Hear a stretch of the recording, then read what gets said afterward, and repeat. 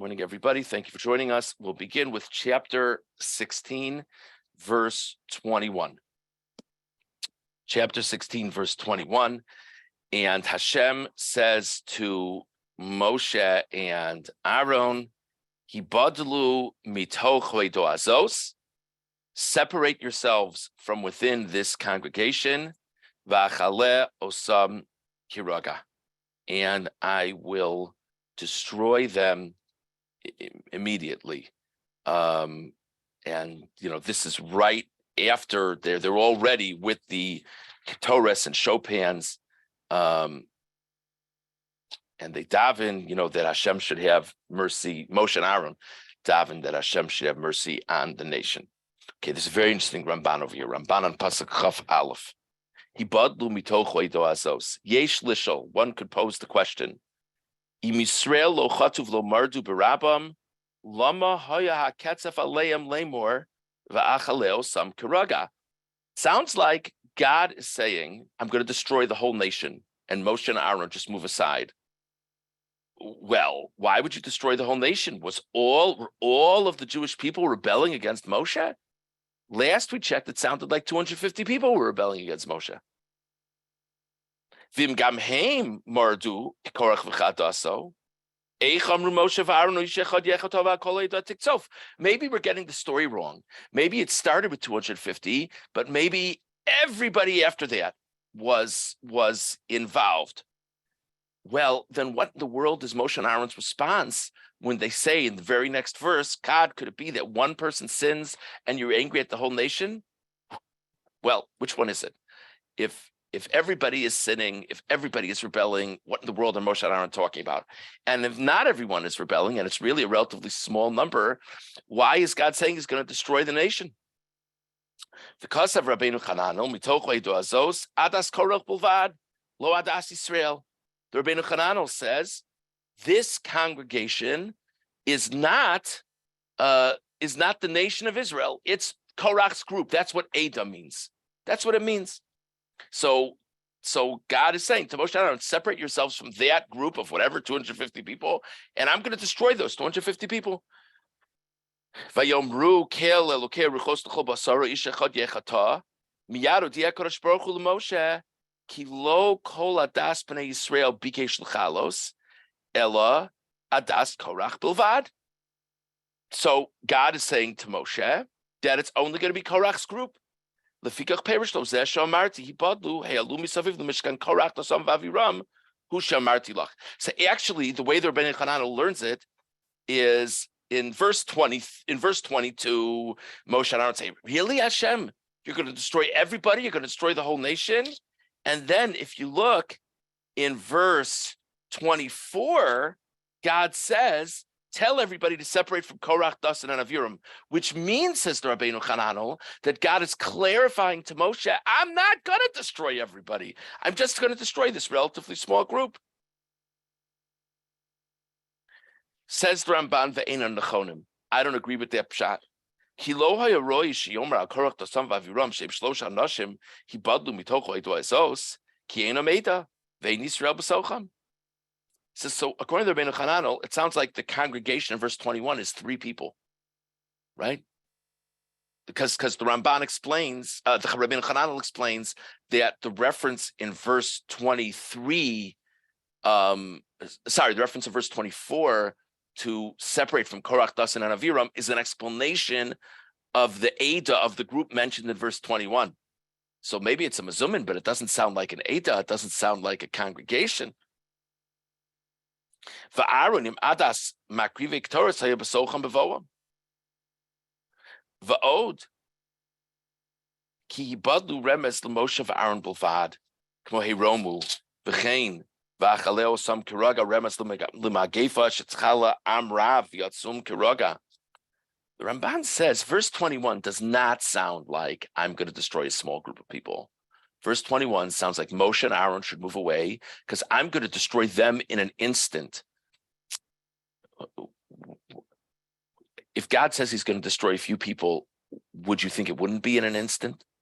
The idea of in an instant seems to be there's going to be some miraculous plague or something that's going to fell so many people so fast, but doesn't sound like 3 people. So that's the Ramban's difficulties with Rabbeinu Hananel's pshat. Aval hatam, but the pshat is ki mitchila hayalev ha'am acharei Moshe ve'Aaron. Originally, the people were ready to support Moshe and Aaron. V'kasher lakhu Korach v'adasu ish machtaso v'yasimu aleim ketores v'yamdu pesach ol moed Moshe v'Aaron az Korach l'cholo eda v'yomer lohem ki l'chvod kulam hu makane. This is like so sad to track. I don't want to take the time to look at the verses, but if you look at like verse 18 and 19, so basically he says you have this whole group of people picking up their fire pans, ready to go. And then at that moment, Korach begins to grab the masses. In other words, up until now it was 250 people. But now when it's like really, the rubber's hitting the road and people are really standing up, all of a sudden, Korach is beginning to, shift things, and people are beginning to follow him. And Korach conveys himself as looking out for everyone's honor in verse 18. Vayitav hadavar be'inehem. That sounded good to people. V'nikalu kulam liros. Ula yishar b'nei elokim v'sashu v'avod l'vchareim. This sounds neat. This Korach fellow seems to have something to him, and wouldn't it be great if our firstborns could go back to being the primary servants of God and not just the tribe of Levi? V'zetam vayakel alehem Korach es kol ha'edah. Look at verse 19. Korach congregated on them, on Moshe and Aaron, all of the congregation. The Ramban says, you know what that means, all the congregation? The nation. Korach really shifted things. Korach caught the moment, and his campaign was on fire. Wow, that was a pun, not intended. V'hinei nischayvu kloya shayu maharim achari rabam. So the Klal Yisrael as a whole at this point deserve to be destroyed because they're questioning, the prophet of God, Moshe. It's like questioning God himself. They're not so sure Moshe's prophecies are accurate. They deserve to die. Moshe and Aaron looked at them with a positive light. It's all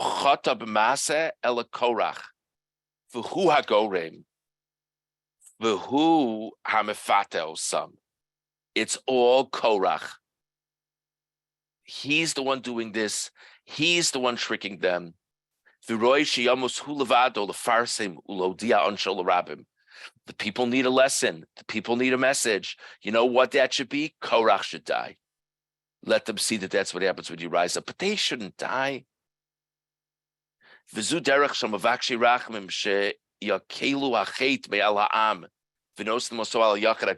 a common approach for those who ask for divine mercy. It's not the nation's shortcoming. It's an individual's shortcoming. Don't obligate all of them for one person's actions. So this is really, really interesting. So in 18 and 19, Korach is really grabbing the imagination of the whole nation. In 21, God tells Moshe and Aaron, I'm about to destroy the whole nation. Just separate from these people.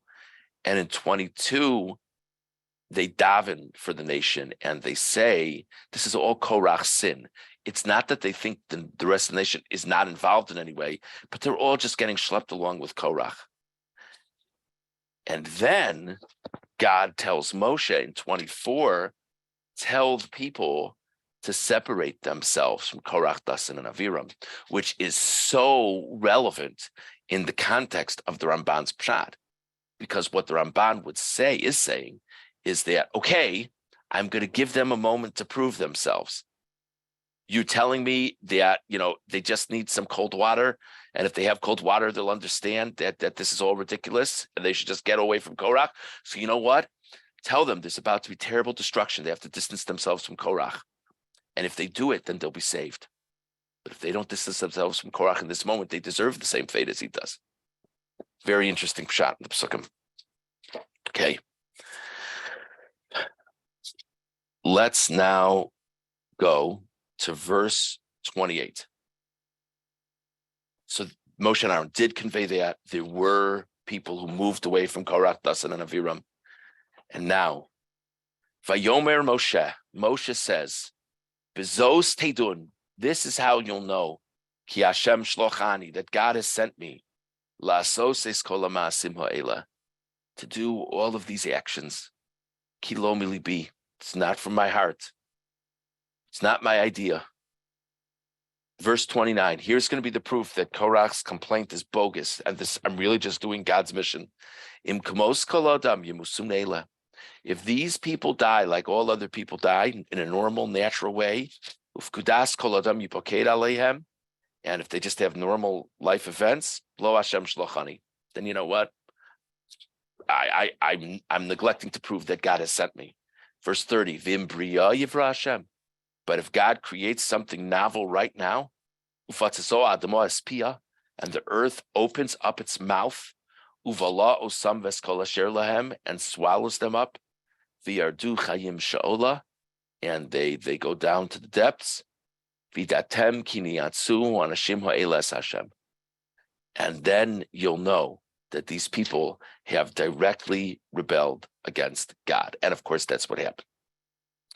Okay, basic question. This is not the first sin that we read about from this generation. It's not the only sin that we read about from this generation.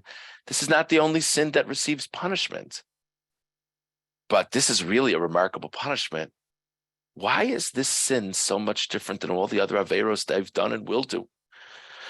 So let's at least get started on the Ramban and Pasuk Chav Ches. Im kamos kol adam yemusun eile. Hine gam rabim ba'am amru lo pa'amim rabos lama hel hisinu b'Mitzrayim. Moshe got questioned all the time.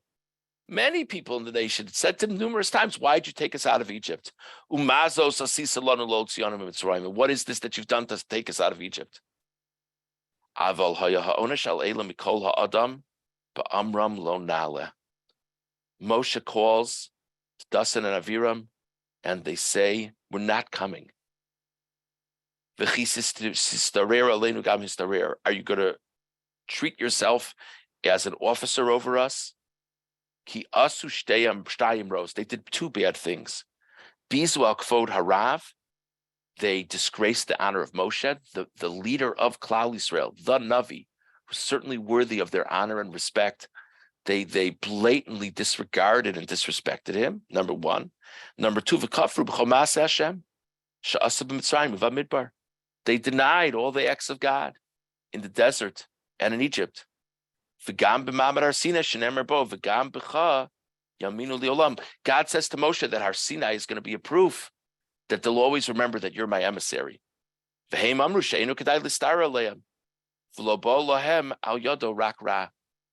say to Moshe, who are you anyway? You haven't done anything good for us. So the Ramban says that is personally disrespectful to Moshe, a person to whom they owe respect. That's one point. But the other point is, by extension, it's really implying that God hasn't done good for them all this time. And that's fundamentally disrespectful. And that's not an option. So that's why there's such a novel punishment here. So we described the issue of God saying to Moshe and Aaron that they should separate, and who exactly they're separating from. And now we describe why this sin of Korach and his people is indeed so novel.